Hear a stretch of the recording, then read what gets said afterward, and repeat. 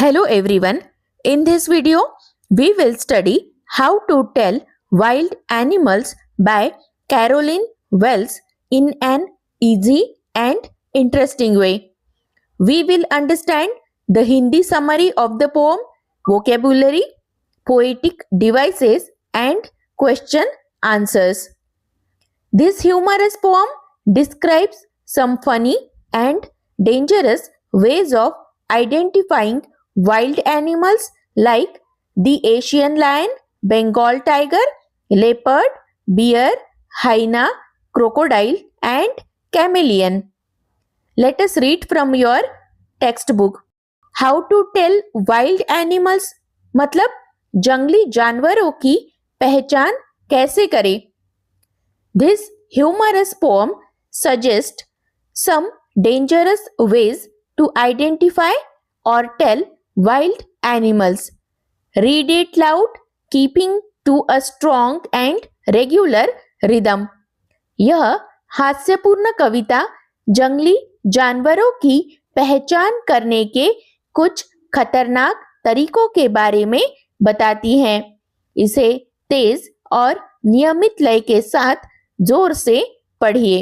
Humerus मतलब हास्यपूर्ण, regular rhythm यानी नियमित लय. First stanza. If ever you should go by chance.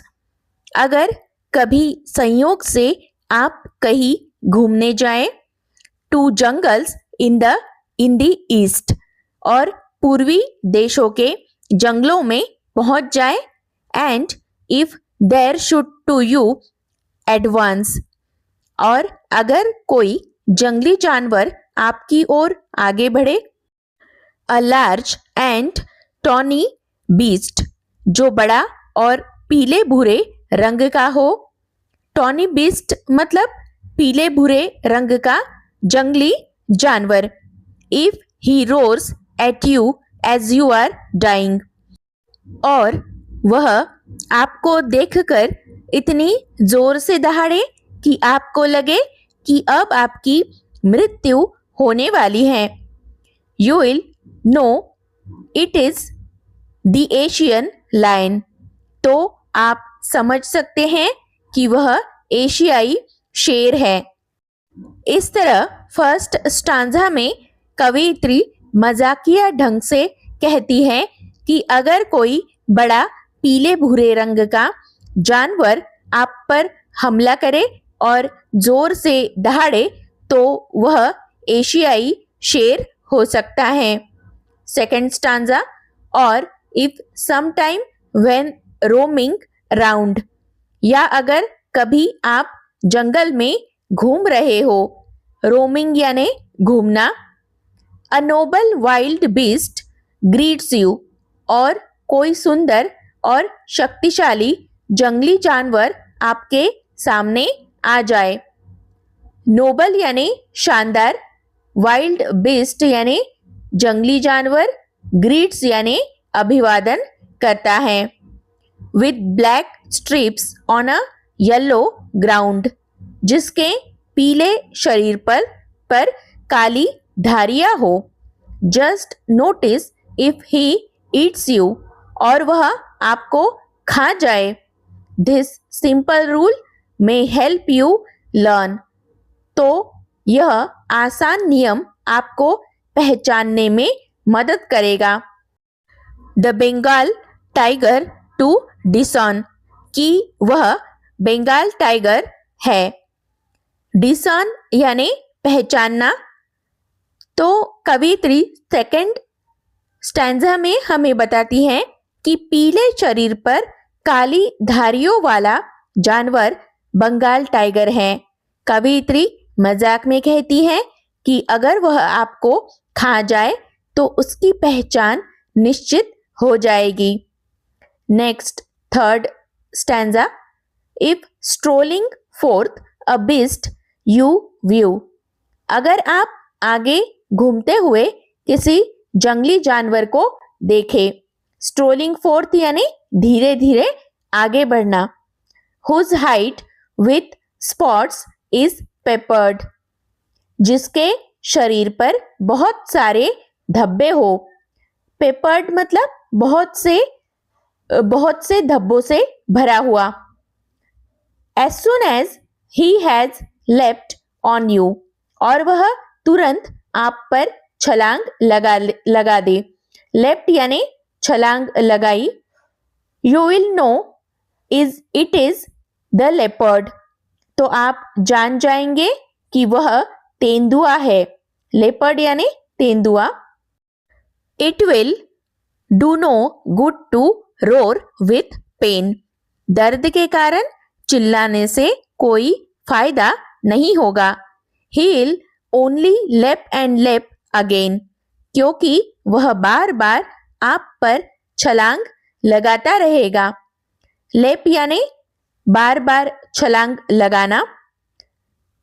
तो यहाँ कवित्री बताती हैं कि धब्बों वाला तेंदुआ अचानक व्यक्ति पर हमला करके बार बार छलांग लगाता है। Next, fourth stanza.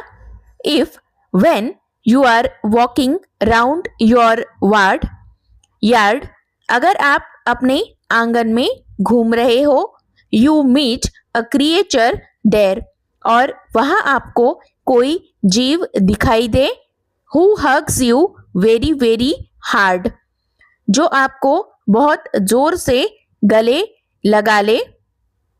B sure it is a bear, तो निश्चित रूप से समझ जाइए कि वह भालू है।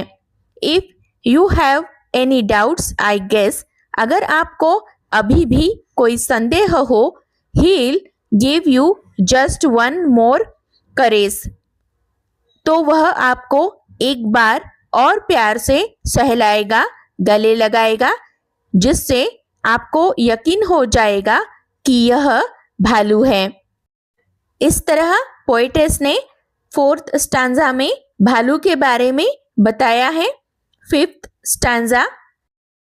दो to distinguish beast of prey, हालांकि शिकारी जंगली जानवरों को पहचानना, डिस्टिंग्विश यानी अंतर पहचानना, प्रे यानी शिकार। अ नोवाइस माइट नॉन प्लस, एक नौसिखिए व्यक्ति के लिए मुश्किल और उलझन भरा हो सकता है। नोवाइस मतलब नौसिखिया, नॉन प्लस मतलब उलझन में डालना। द क्रोकोडाइल यू ऑलवेज मे, लेकिन आप हमेशा मगरमच्छ को। टेल फ्रॉम द हाइना डज, लकड़बग्घे से इस तरह पहचान सकते हैं। हाइनास कम विथ मेरी स्माइल्स, लकड़बग्घे के चेहरे पर खुशी या हंसती हुई मुस्कान दिखाई देती है। But if they weep they are crocodiles, लेकिन अगर कोई जानवर रोता हुआ दिखाई दे तो वह मगरमच्छ है।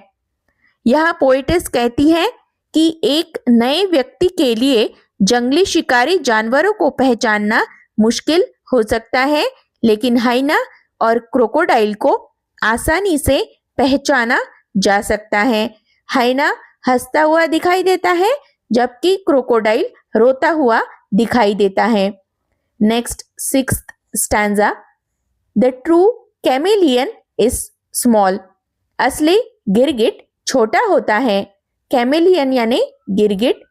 अ लिजर्ड सॉर्ट ऑफ थिंग, यह छिपकली जैसा एक जीव होता है। He hasn't any ears at all, उसके बिल्कुल भी कान नहीं होते। And not a single wing, और उसके एक भी पंख नहीं होते। If there is nothing on the tree, अगर पेड़ पर कुछ भी दिखाई नहीं देता, it is the chameleon you see, तो समझ जाइए कि वह गिरगिट ही है जो अपने आसपास के रंग में छिप गया है। तो कवित्री यहाँ बताती है कि गिरगिट एक छोटा छिपकली जैसा जीव है, उसके कान और पंख नहीं होते, वह अपने आसपास के वातावरण के अनुसार रंग बदलकर पेड़ पर छिप जाता है। इसलिए यदि आपको पेड़ पर कोई जीव दिखाई नहीं दे रहा है तो संभव है कि वहां गिरगिट छिपा हुआ है। Next is vocabulary. Humorous means funny और अम्यूजिंग, मजेदार या हास्यपूर्ण। Regular rhythm means a steady repeated beat, नियमित लय। Tawny beast means a yellowish brown wild animal, पीले भूरे रंग का जंगली जानवर। Roars means makes a loud deep sound, यानी दहाड़ता है। रोमिंग मीन्स मूविंग अराउंड, यानी घूमना। नोबल मीन्स ग्रैंड और इम्प्रेसिव, शानदार या महान। Wild beast means wild animal, जंगली जानवर। ग्रीट्स मीन्स मीट्स और वेलकम्स, मिलता है या अभिवादन करता है। डिसर्न मीन्स रिकॉग्नाइज और आइडेंटिफाई, मतलब पहचानना। Strolling fourth means walking forward slowly, धीरे धीरे आगे बढ़ना। Peppered means covered with many spots, मतलब बहुत से धब्बों से भरा हुआ। लेफ्ट मीन्स जंप्ड, छलांग लगाई। It will means it will, यह होगा। Yard means an enclosed area near a house, मतलब आंगन या घेरा। Caress means touch gently and lovingly, मतलब प्यार से सहलाना। Distinguish means tell the difference, अंतर पहचानना। Prey means an animal hunted by another an animal, मतलब शिकार। नोवाइस मीन्स अ बिगिनर, नौसिखिया या शुरुआती व्यक्ति। Nonplus means to confuse और पजल, उलझन में डालना। वीप मीन्स टू क्राई, रोना। Chameleon means an animal that changes its colour, मतलब गिरगिट। Next is poetic devices. First poetic device is alliteration, the repetition of a consonant sound at the start of close words. Examples: roaming round. Here there is R sound repetition. Novice, might, non plus, repetition of N sound. And lap again, repetition of L sound. Next is enjambment, the continuation of a sentence to the next line without any punctuation mark. Example: if ever you should go by chance to jungles in the east. Next is personification. Animals are given human qualities. Example: hyena smiles, crocodile weeps. Hyperbole means exaggeration is used to create humor. Example: the animals are described as eating or attacking a person in an exaggerated way. Next is imagery. The poet uses descriptive words to help us imagine the animals. Example: large and tawny beast creates a picture of the lion. Next section is questions and answers. First question: does dying really rhyme with lion? Can you say it is such a way that it does? क्या आप dying शब्द वास्तव में lion के साथ rhyme करता है? क्या आप इसे इस तरह बोल सकते हैं कि यह lion के साथ rhyme करे? Answer: no, dying does not normally rhyme perfectly with lion. However, the poet uses a poetic liberty and changes the pronunciation slightly. If lion is pronounced like lying and dying is pronounced like dying, they can rhyme. In short, the poet deliberately changes the pronunciation of lion to create a rhyme with dying. Second question, how does the poet suggest that you identify the lion and the tiger? When can you do so according to him? कवि आपको शेर और बाघ की पहचान करने का सुझाव किस प्रकार देते हैं? उनके अनुसार आप उनकी पहचान कब कर सकते हैं? Answer, the poet suggest that we can identify the Asian lion by its large size, tawny color and loud roar.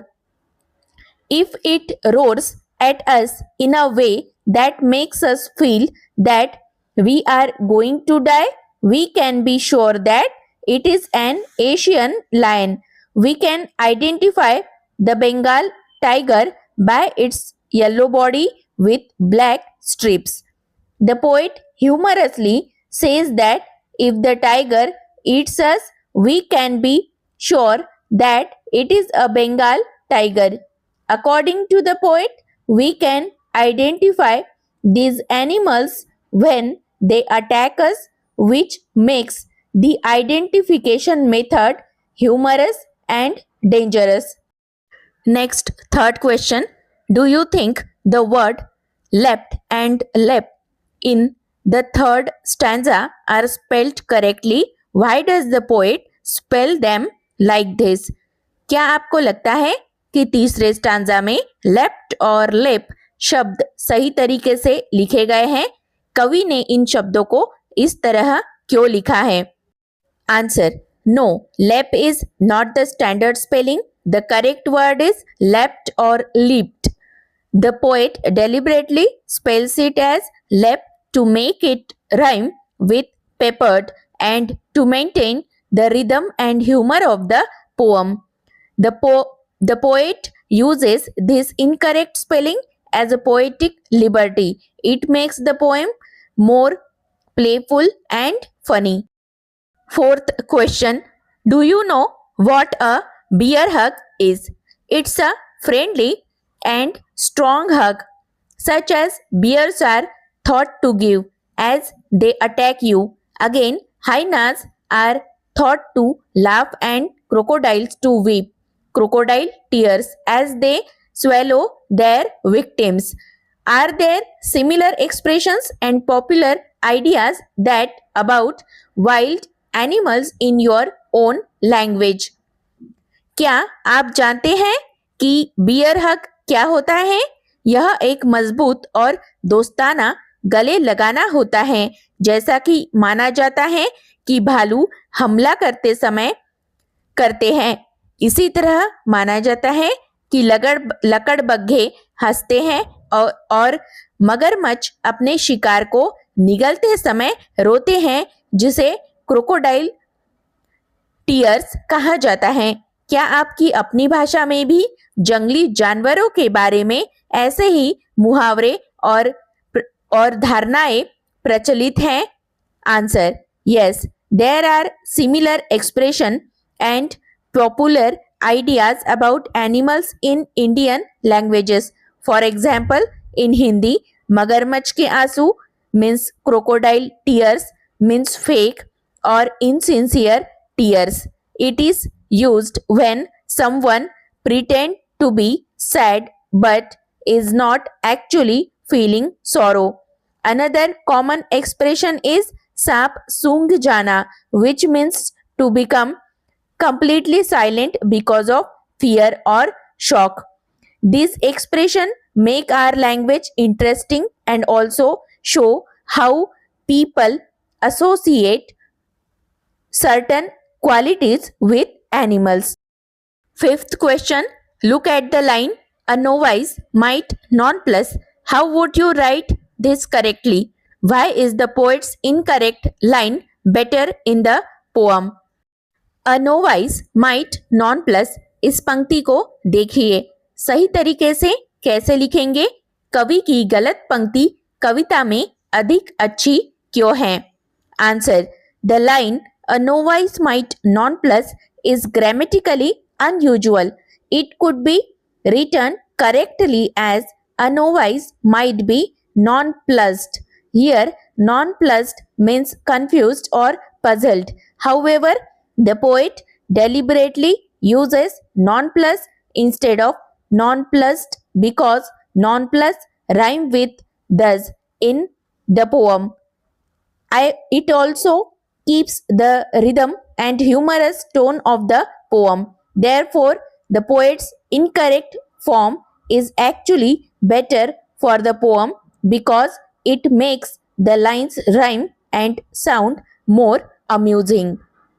Next two questions are self-assessment questions, so you can solve that. My dear students, if you like this video, please like, share and subscribe.